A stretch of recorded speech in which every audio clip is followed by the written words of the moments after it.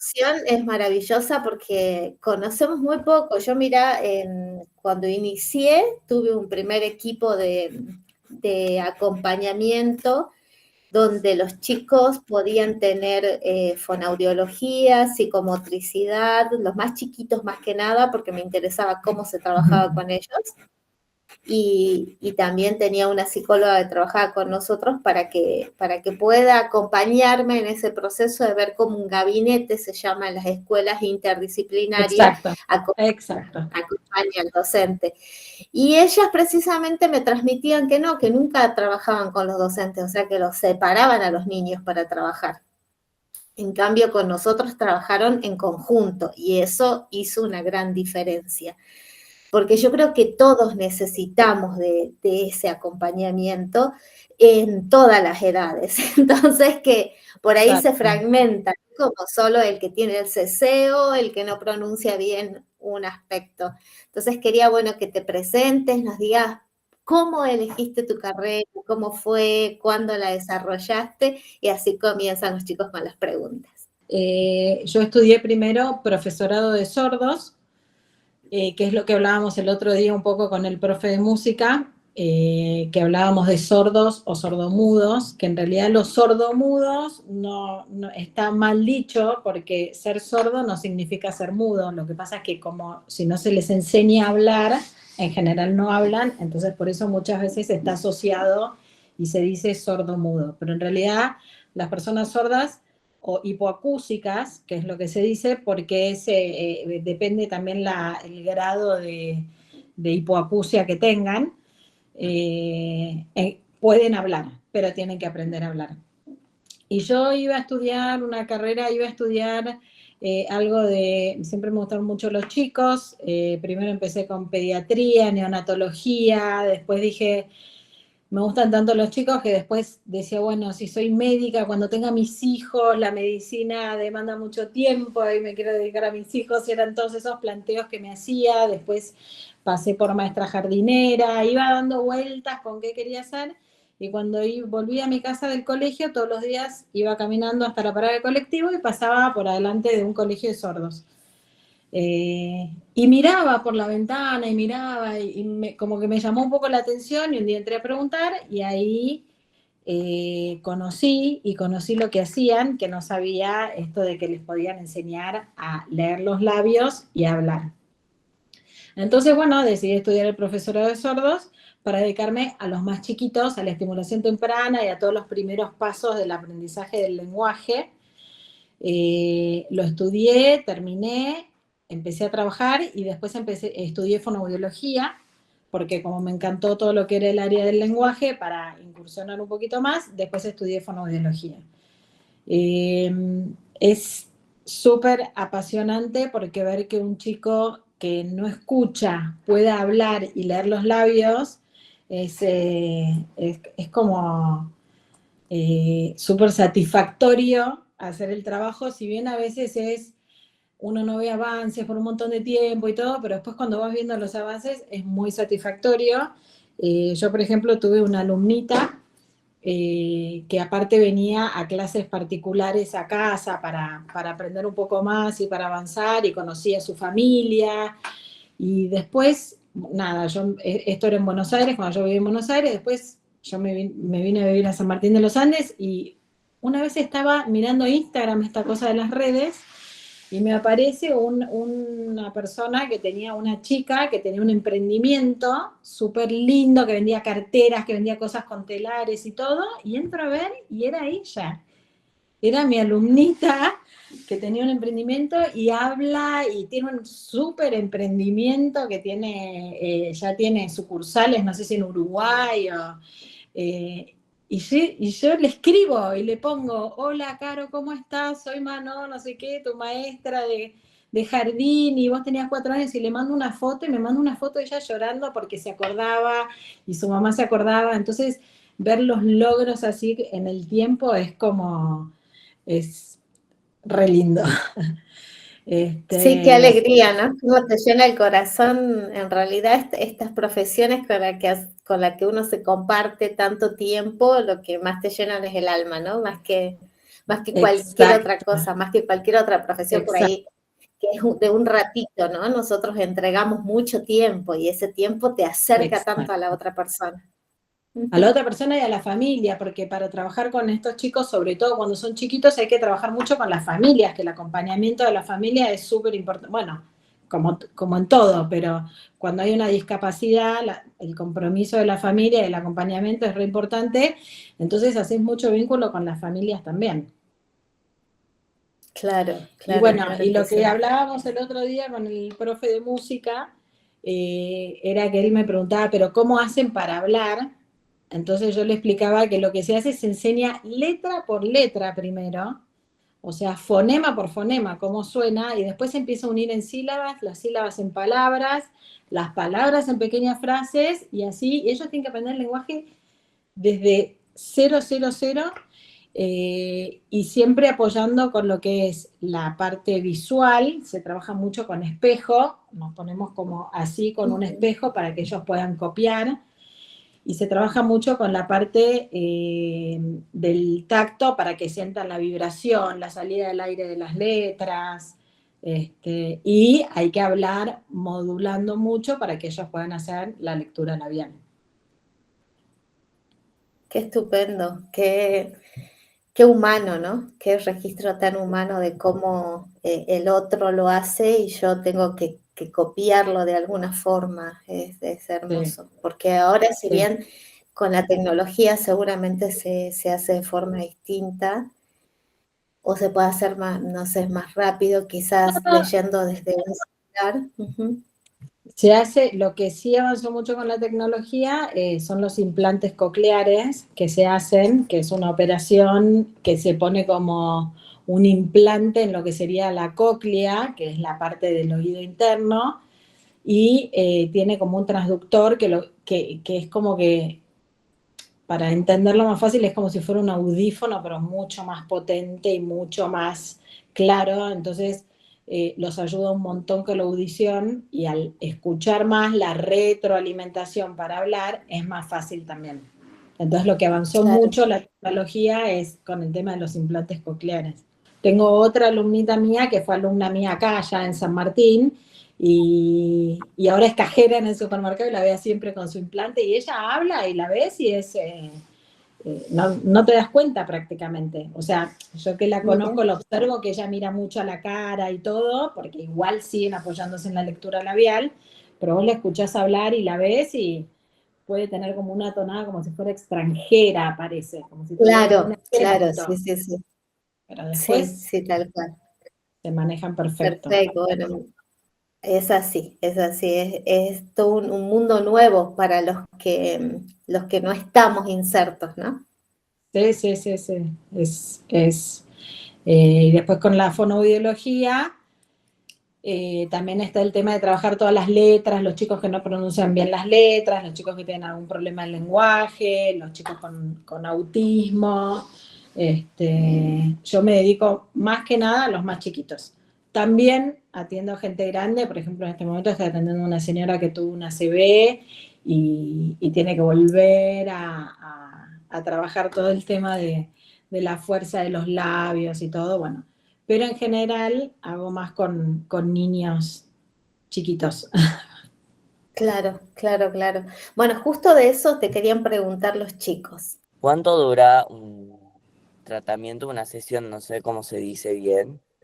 Y depende, si es un chico que tiene una hipoacusia o una sordera, van al colegio, a un colegio donde se trabaja como si fuera, no sé, o sea, las 4 horas de colegio, y se trabaja de esta manera.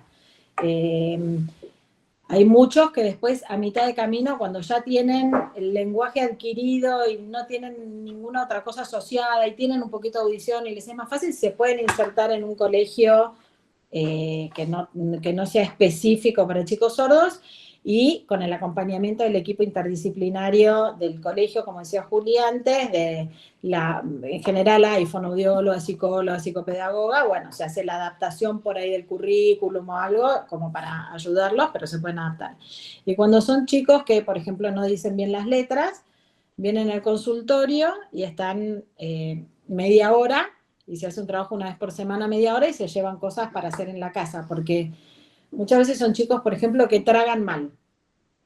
Y entonces cuando tragan mal, si yo trabajo media hora en el consultorio y les enseño, pero después no practican en su casa, no sirve de nada, porque tienen que cambiar un hábito, y un hábito para cambiarlo lleva un montón de tiempo y de repetición, o aprender a hacer una letra. Entonces vienen una vez por semana, se llevan ejercicios para hacer a la casa y después vuelven. Bien. ¿A eso apuntaba la pregunta?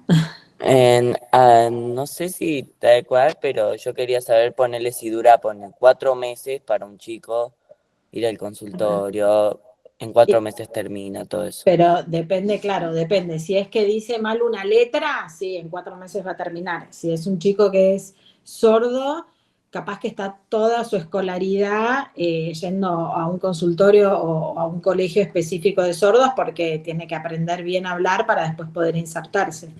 Depende la dificultad que tengan, la cantidad de tiempo que tienen que ir. Algunos lo resuelven súper rápido, algunos vienen porque, no sé, no dicen la R, por ejemplo, que es una cosa muy común, que los chicos no digan la R, y capaz que vienen un mes o 2 meses y ya salen diciendo la R y ya no vuelven, por ejemplo. Bien. Pero si es un chico, por ejemplo, que tiene, no sé, un autismo o algún problema del lenguaje más severo, sí, ellos por ahí van a estar más tiempo hasta que puedan solucionar o insertarse en un colegio o en la sociedad o en, bueno, lo que estén buscando como familia. ¿Qué edades suelen asistir más al fonoaudiólogo y con qué patologías? En general, los más chicos asisten porque son los que cuando los papás se empiezan a dar cuenta que tendrían que empezar a hablar y no hablan, o los pediatras muchas veces se dan cuenta que los chicos por ahí tendrían que estar hablando más y no están hablando, en general consultan, los mandan a consultar a la fonoaudióloga. Y en general las patologías son retraso del lenguaje, que quiere decir que o por ahí les falta estimulación. Hay chicos que no tienen estimulación. Hoy, con el tema de los dispositivos y de las pantallas, hay un montón de chicos que están tanto tiempo con las pantallas porque los papás, no sé, les queda más cómodo o tienen que trabajar o lo que fuera, y están tanto tiempo con las pantallas que no se les estimula el lenguaje y no es que no pueden hablar, sino que necesitan más estimulación. Entonces, generalmente los que más consultan son los más chiquitos, a partir de los 4 años más o menos, que es donde empiezan a ver que o entran en el jardín y en el jardín se dan cuenta que nadie les entiende. Entonces, bueno, nada, ese es el momento donde en general consultan. Bien, gracias. No, de nada. ¿Hay patologías que tienen que ver solo con la madurez? O sea, que ellos tienen que pasar una etapa nada más y que no es necesario ir al fonoaudiólogo. Exacto. Muchas veces vienen porque los papás tienen tanta ansiedad que no habla y todo, y con una charla les decís, bueno, no, todavía le falta, quédense tranquilos, sigan esperando. Porque muchas veces pasa esto, de que ansiedad de los padres que quieren que hable más y por ahí el chico está en su proceso, no es que a tal edad exactamente, hay como un parámetro en el cual tienen que aparecer determinadas cuestiones, pero no es que es tan exacto. Y por ejemplo la R, hay algunos papás que consultan, no sé, a los 4 años, no dice la R, y hasta los 5 años, y capaz que está dentro de lo esperado y de lo normal, y por ahí se espera un poquito más para tampoco estar poniendo al chico pobre a ir a la fonoaudióloga, que en general van al colegio, después tiene que ir a la fonoaudióloga. Entonces yo trato de que esperen lo más posible y de calmar a veces las ansiedades de los padres para que los chicos también sigan con su proceso madurativo, digamos. Seguro, porque siempre es ante la comparación, ¿no? Porque el otro niño lo hace, quiero que el mío también. Gracias. Bueno, justo que estabas diciendo lo de la R, yo de chiquita tuve que ir a la fonoaudióloga por eso mismo, por la R. Es muy común eso. Sí. ¿Y fuiste mucho tiempo? ¿Te acordás qué hiciste, todo? Sí, los otros días conté en clases, creo que habré ido 2 meses, 3 meses, y me daban muchos ejercicios de respiración con la lengua sobre el paladar. Exacto, Así que exactamente.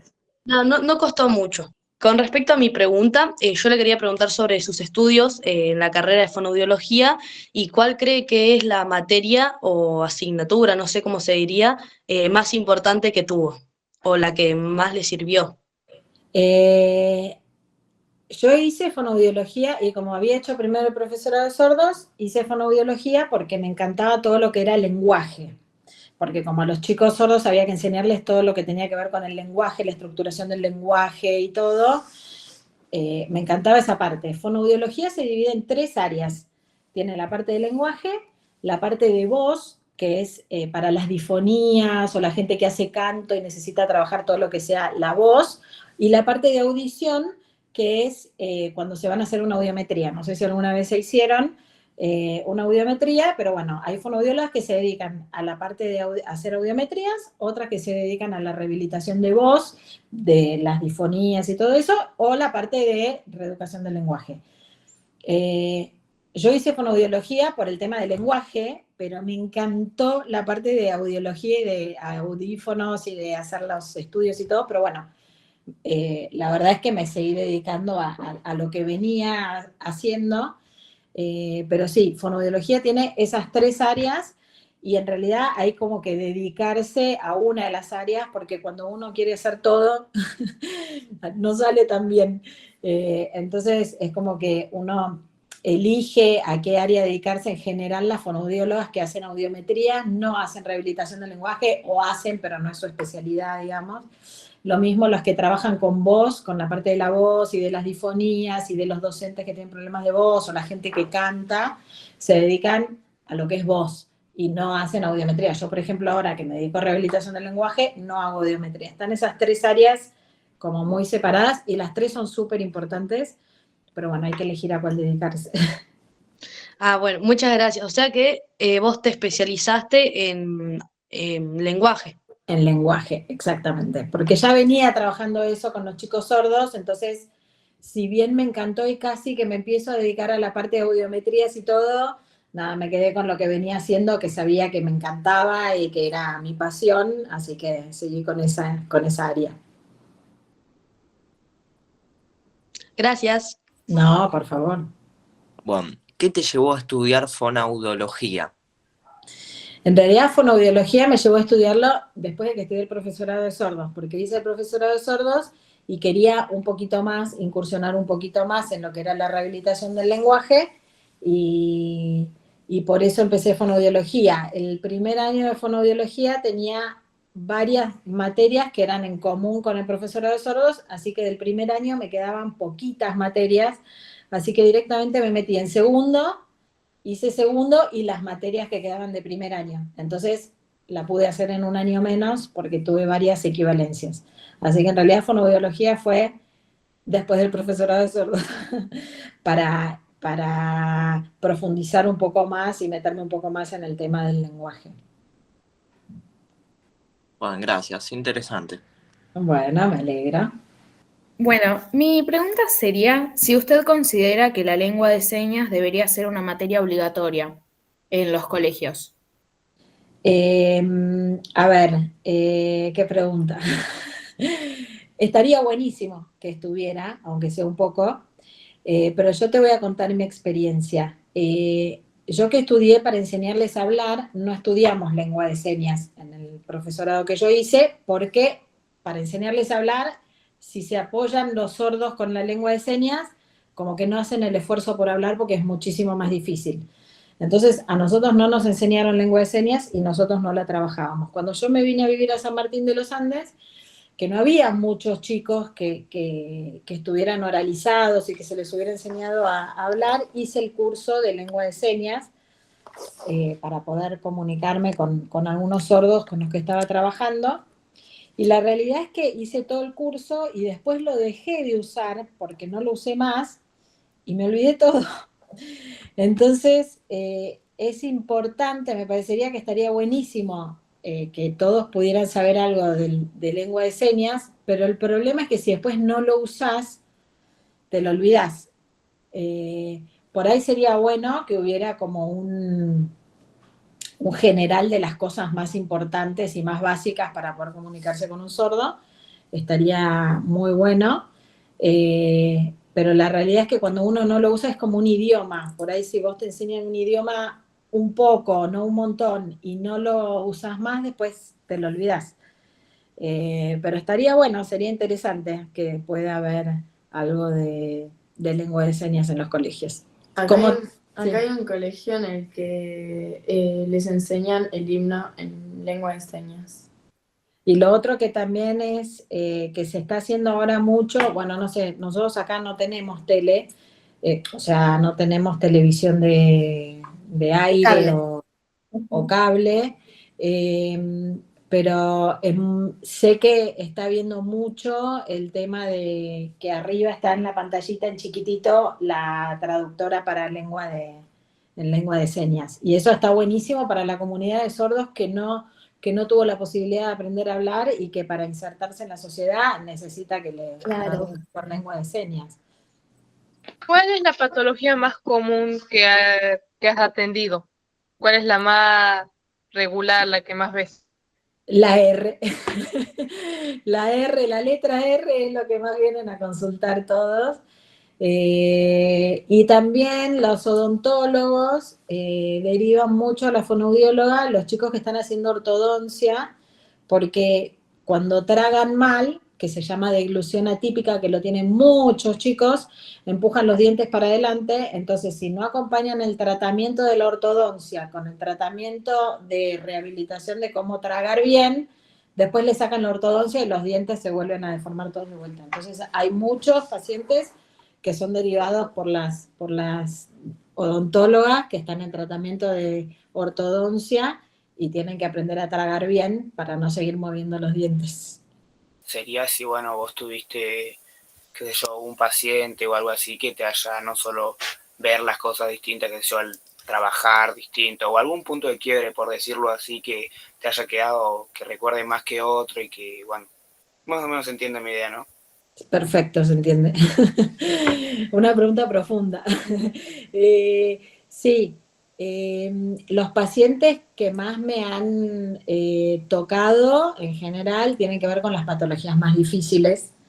En general, el autismo, los chicos que son del espectro autista, porque son desafíos muy grandes, muy grandes. Y son esos pacientes que por ahí llegan y decís, ¿cómo voy a hacer? ¿Por dónde voy a empezar? Y bueno, y uno termina armando y conectando y haciendo, y está buenísimo. Hace poco, o hace no tanto, vino un paciente de 4 años que no se le entendía nada, o sea, es un chico con un retraso en el lenguaje y no se entiende nada de lo que habla. Y vino el papá y el papá me traducía todo lo que iba diciendo el chiquito y yo dije, ¿cómo voy a hacer? Y hoy están ellos re contentos porque el chiquito está trabajando un montón, los papás también, y ahora viene y ya le empecé a entender porque él se está esforzando y en el jardín lo están felicitando todo el tiempo. Entonces, todas esas cosas ayudan un montón. Bueno, y ni hablar, lo que conté, lo que más me pegó a mí fue cuando me encontré en las redes con esta paciente mía que la había tenido yo cuando tenía 4 años, y me aparecía en las redes con este emprendimiento, hablando y todo. Sí, se casó, tiene una bebita, y la veo y no puedo creer que aparte tiene la misma carita, todo eso, realmente ver esas cosas es muy, es profundo. Claro, sí, eso, más que nada, viste, más del tema profesional o el tema de lo que vos, eso sí, el tema de lo que vos ves después con los pacientes o trabajando también con los pacientes, las cosas que te das cuenta para después con el siguiente paciente poder también hacerlo mejor o qué sé yo. Exacto, es un aprendizaje todo el tiempo, porque no hay 2 pacientes iguales. Entonces, de todos aprendés algo que por ahí después lo podés retomar con otro paciente, pero en este tipo de trabajo no hay 2 pacientes, o sea, los que vienen por ahí por la R, sí, son siempre los mismos ejercicios o porque dicen mal la S, pero los pacientes con patologías que tengan que ver con el espectro autista o los sordos, o no hay 2 que sean iguales, o sea, no es que la misma fórmula funciona para todos, cada uno es un desafío. Yo antes de ir al consultorio empiezo a pensar, hoy tengo a ver con y me llevo, hoy le voy a llevar para hacer burbujas y le voy a llevar para no sé qué, porque con cada uno es un desafío distinto con el que tengo que algunos tratar de ver cómo conectar porque no quieren o porque son chiquitos o porque X, entonces son todos desafíos y no hay dos iguales. Gracias. No, por favor. Yo tenía una duda, no es una pregunta. Dale. Puede ser que si tenés un problema así como también para hablar, te puede a veces costar a veces como comerte, atragantar. Tenés un problema en la boca que no te deja pronunciar. También te puede afectar cuando comes o cuando Sí, respiras. depende el origen del problema. Si es que dice mal la letra porque acomoda mal la lengua o eso, no tendría por qué tener un problema para tragar o para respirar. Ahora, si el problema que tiene el paciente tiene que ver con un problema de motricidad de la lengua porque tuvo una ACV o porque tiene algún problema físico, entonces sí, le va a costar pronunciar la letra, le va a costar tragar. Por ejemplo, la persona que estoy atendiendo ahora que tuvo una ACV, o sea, le cuesta pronunciar las letras y también le cuesta tragar y también le cuesta cerrar la boca para respirar, pero porque le quedó un problema motriz. Entonces, ahí sí va todo junto. En general, los chiquitos que no pronuncian las letras tiene que ver más con una mala posición para pronunciar y no influye en el tragar o en la respiración. Respirar bien, entonces si consideras que es importante que les enseñemos a respirar y que los papás se fijen también que tengan una buena posición dental para que puedan ellos comunicarse correctamente. Exacto. Eso es lo que te decía de la parte, seguramente fuiste una fonoaudióloga que se dedicaba a la parte de voz. Sí, la respiración es súper importante porque para hablar nosotros sale el aire y tiene que hacer vibrar las cuerdas vocales, que son un músculo, entonces hay que coordinar bien la respiración con el habla y es súper importante respirar bien. Bueno, ellos estuvieron trabajando bastante respiración también con yoga y con todo, y todo eso ayuda un montón al habla y el tema de la respiración, también vienen muchos pacientes que consultan por respiración bucal, porque están todo el tiempo con la boca abierta y respiran por la boca. Pero pasa que eso no se puede dar una pauta general de que hay que respirar con la boca cerrada, porque hay que respirar con la boca cerrada, pero primero hay que verificar que el pasaje de aire por la nariz esté bien. Porque si yo le hago cerrar la boca a un chico, porque viene respirando con la boca abierta, cerrar la boca, pero tiene adenoides o algo que le impide el paso del aire, lo estoy haciendo que no oxigene bien. Entonces, cuando vienen, porque a veces vienen los papás o los no, porque respira por la boca. Bueno, primero hay que descartar que el paso del aire por la nariz esté bien antes de hacerle cerrar la boca. Eso es importante también. ¿Ese estudio lo hace el otorrinolaringólogo? Sí, el otorrino o los pediatras pueden mandar a hacer una placa y se ve si el pasaje del aire está bien o si hay adenoides. Los adenoides también, yo soy partidaria, algunos operan cuando son muy chicos los chicos, yo soy de la línea de que hay que esperar porque como las cabezas crecen, a veces igual las adenoides terminan quedando chiquitas y en proporción a la cabeza, entonces tampoco hace falta operarlas. A veces se operan y es someter al chico a una operación, a una anestesia, a una rehabilitación y todo, cuando por ahí, esperando un poco más, se puede solucionar. Hay veces que no, hay veces hay que operar porque realmente obstruye el paso del aire y no deja que oxigenen bien y roncan mucho de noche y hacen apneas, pero si no, hay que también esperar un poco a que se termine de desarrollar todos los huesos, como contaba hace un ratito la profe, que van creciendo y bueno, ahí una vez que terminaron, sí, evaluar de operar o no. Yo creo que la comunidad de sordos, bueno, lo que pasa es que ellos se juntan mucho en comunidad entre ellos, porque se entienden mucho entre ellos, entonces tienden a juntarse entre ellos. Hay muchos que no, que igual se quieren abrir y que se tratan de comunicar como sea, por escrito o con gestos naturales. Hay mucha comunicación de gestos naturales, o sea, nosotros cuando hablamos muchas veces hacemos gestos naturales también. Entonces, eso ellos lo aprovechan y lo usan. Estaría buenísimo que se pudiera saber un poco más, pero es como aprender otro idioma, no es tan fácil tampoco. O sea, la lengua de señas es compleja, no es tan sencilla como para aprenderla y decir, bueno, durante un año van a tener un cuatrimestre de lengua de señas. O sea, no es una lengua compleja. Entonces, también que todos sepamos la lengua de señas, capaz que es un montón. Está bueno que por ahí podamos saber algo como para comunicarnos el mínimo y después a través de la escritura y lectura, bueno, por eso también yo cuando estudié la parte de enseñarles a hablar, eso los ayuda a insertarse muchísimo más que la lengua de señas. Claro. Porque pueden ir a un colegio, en general, por ahí 4º, 5º grado, ya pasan a un colegio de oyentes.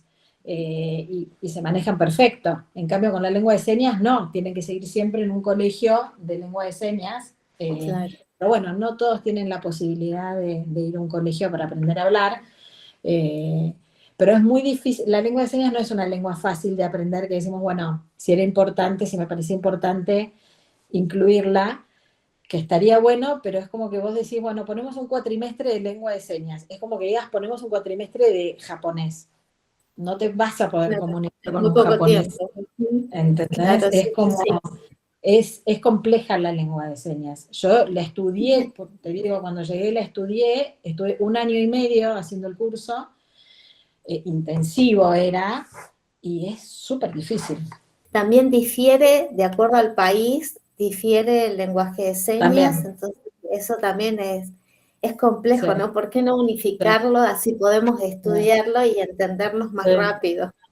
Sí, justo que las escuchaba hablar, se me ocurrió una pregunta. Quería saber de todos los pacientes que tuviste, ¿cuál fue como el más difícil, tanto para el paciente como para vos, y por qué fue como el más difícil de tratar?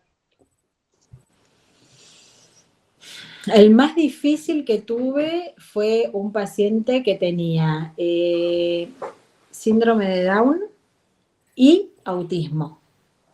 Entonces era muy complejo, porque él no quería comunicarse por todo su tema de autismo y aparte tenía el síndrome de Down, entonces fue el paciente más difícil que tuve.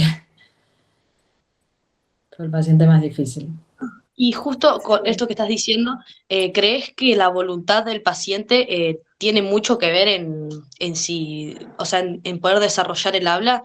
Que si no tienen 100%. voluntad, sí, es más complicado si no quieren hacerlo.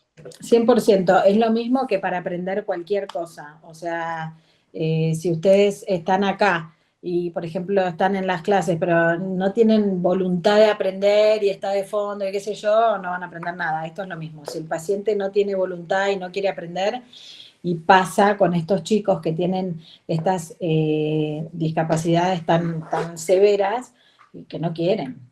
Entonces es muy difícil y es tratar de ver por dónde, a ver, por qué lugarcito puedo tratar de entrar y de llegar para que logren aprender algo.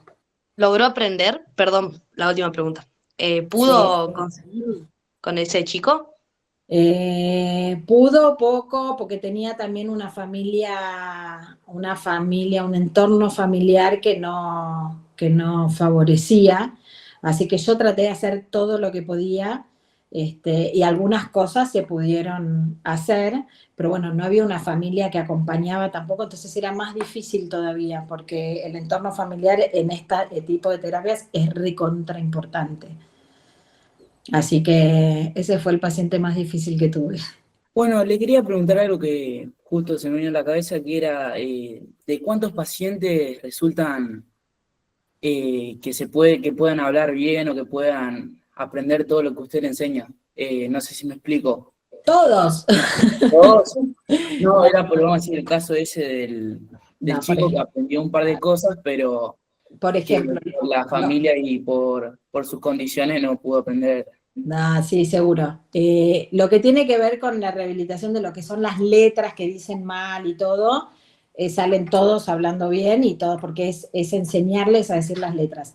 Los casos más complicados, como este chico, que era autismo y síndrome de Down, uno pone, o sea, metas cortitas. En general son chicos que van a una escuela especial y uno ayuda para que puedan tener una vida lo menos dificultosa posible, digamos, o sea, que puedan llegar a tener sus cosas básicas, a pedir lo que quieren, a avisar cuando necesitan algo, a poder comunicarse, aunque sea el mínimo indispensable. O sea, con estas discapacidades tan fuertes, se ponen metas más cortitas para llegar, entonces lo que se cumple son estas metas más cortas.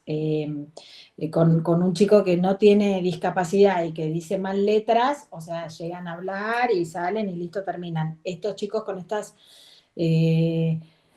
cosas cuestiones tan comprometidas, van a seguir con los tratamientos toda su vida. Y bueno, la realidad es que lo que uno trata es de que sean lo más felices posibles y de hacer las cosas para que puedan ellos disfrutar de la vida y ser lo más felices posibles. La lengua de señas no es, la traducción no es literal. Hay gestos que significan 3, 4 palabras, o depende si se pone antes o después, significa una cosa u otra, y por ahí con 2 gestos arman una oración. No es que se traduce palabra por palabra. Por eso es tan complejo. Por eso es tan compleja la lengua de señas. Intentar conquistar tu amor, me matan las ganas, me matan las ganas. Déjame robar tu corazón y hacerlo muy mío, y hacerlo muy mío. No hacer que te olvides de amores pasados y sientas conmigo que nunca has amado.